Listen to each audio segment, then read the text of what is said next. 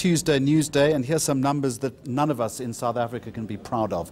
The Easter Road death toll has increased by 14% compared to last year. The Transport Minister, Dr. Blade Nzimande, releasing the Easter Road Safety Report just a short time ago and joins us now in Cape Town. Dr. Nzimande, good afternoon to you and welcome. There's one particularly disturbing statistic that you outline.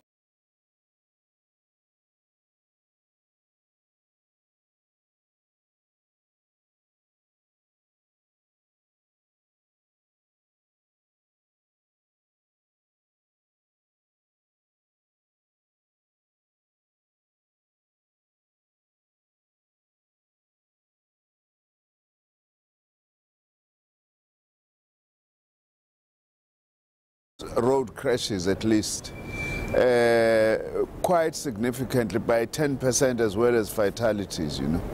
We did not actually achieve that.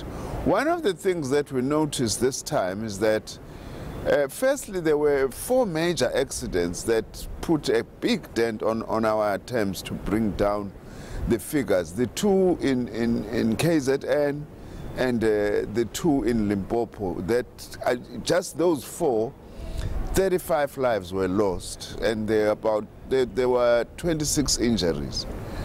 Now, what we noticed though also is that on what we had identified as hazardous roads, where we put up a lot of traffic enforcement personnel, this accident didn't come from there, where we're actually expecting that we could have some trouble. But because we had increased visibility, there wasn't. It was from roads that I usually have not experienced such fatalities before. And also happening between 5 p.m. and 8 p.m. So that's one major contributory factor, we think. But also it must not detract from the fact that we worried that human behavior is still a big factor in accidents. For instance, this year, the number of drivers who perished in accidents have risen from about 20% last year to about 25%. As well, of course, there is the challenge of pedestrians, you know, which is one of the perennial challenges that we are faced with in this area of road safety and road transport, especially around and next to townships. Also, pedestrian fatalities have gone up, unfortunately. We have not managed to actually bring them down. Minister Nzimande, you're not the first transport minister to grapple with grim statistics like this. What new thinking, what new strategies are you now considering? Well, the strategies that we are putting in place, firstly, we want to improve alignment, because there are still areas of improvement between the National Road Safety Strategy and the different provincial road safety strategies. That is one immediate thing that I've identified in this job that I just started, that we need to actually improve synergies there, such that much as areas may be different, but key elements of a strategy that is national must be reflected in what is going on in provinces. We also need further detailed analysis that, for instance, where there's been driver behavior, we need to drill down a bit more to say, what are some of the causes? There are obvious ones. You know, there is speeding, there is drunken driving.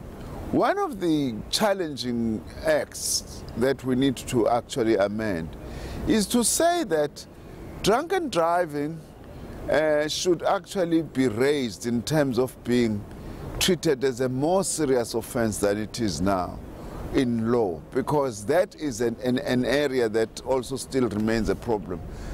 Almost like, I'm not saying it's the same, but if you get involved in an accident, you're drunk, you know, we need to be able to say we're not going to get bail for a week.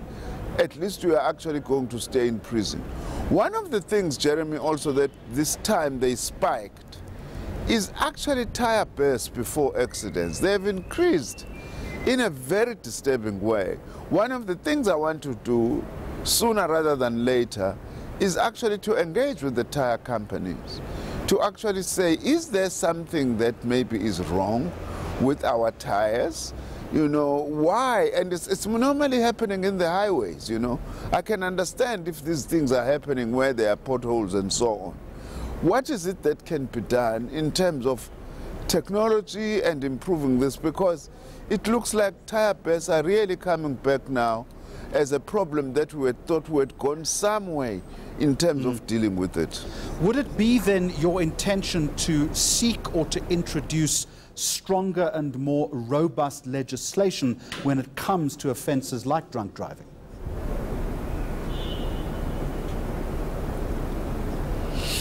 Jeremy, I do intend to tighten legislation, including seriously implementing the demerit point system to the point that serial offenders will have to take away their licenses, you know, for a particular time. But what I'm absolutely clear about is that law enforcement, yes, is necessary, but it's not sufficient.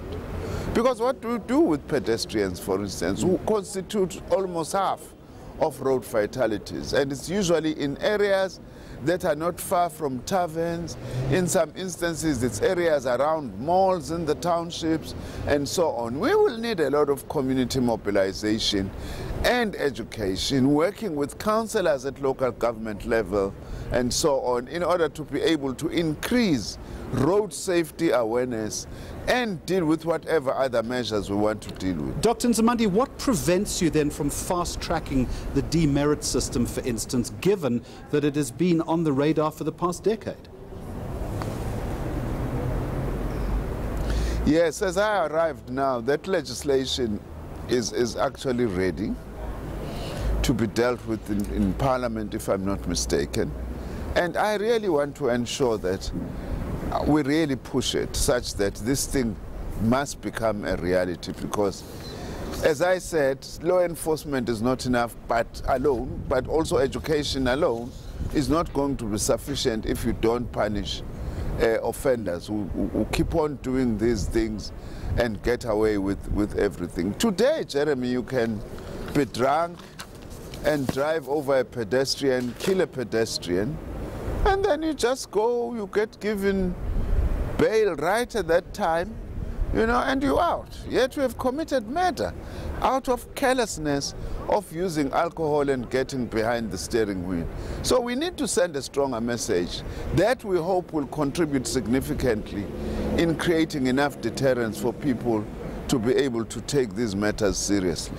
Dr. Nzimande, one of the other issues that is in your in-tray right now is the renaming of Cape Town International Airport after suggestions that it be named after Winnie Madikizela Mandela. You have confirmed, or at least your ministry has confirmed, that consultations are now underway. At what point will you make a decision? Look, Jeremy, we have received as the department, in fact, it doesn't start now, before my time, but the Department of Transport and Arts and Culture in some instances has received a number of names on the Cape Town International Airport to be renamed, you know. The one name that has already been in the pipeline, which had already been submitted to us, is Nelson Mandela's name, for instance, that it's the one that should International Airport be named after him, with a very strong motivation that, in a way, he was a citizen of Cape Town for 27 years, though a particular type of a citizen who was a prisoner. But also there have been names of Robert Sobukwe that has been raised in some quarters, and as well as Mam Winnie Mandela, which was raised in public. For the first time I was hearing it at her funeral on Saturday. What we normally do with such things is that we start a consultation process, a public consultation, and hear what the views of the people are. And then we'll take it from there, working with the Department of Arts and Culture, which ultimately is the authority, actually, that should give renaming the final stamp of approval. When do you hope to have this process finalized? When should we have this process finished? Correct. Personally, Personally, I would like to see this finished before the end of this year. I would like to see the process finalized before the end of this year as soon as possible, so that we are able to be over with this matter as soon as we can. What is certain is that Cape Town International Airport is certainly going to get a new name. The Transport Minister, Dr. Blade Nzimande, live for Newsday in Cape Town. News.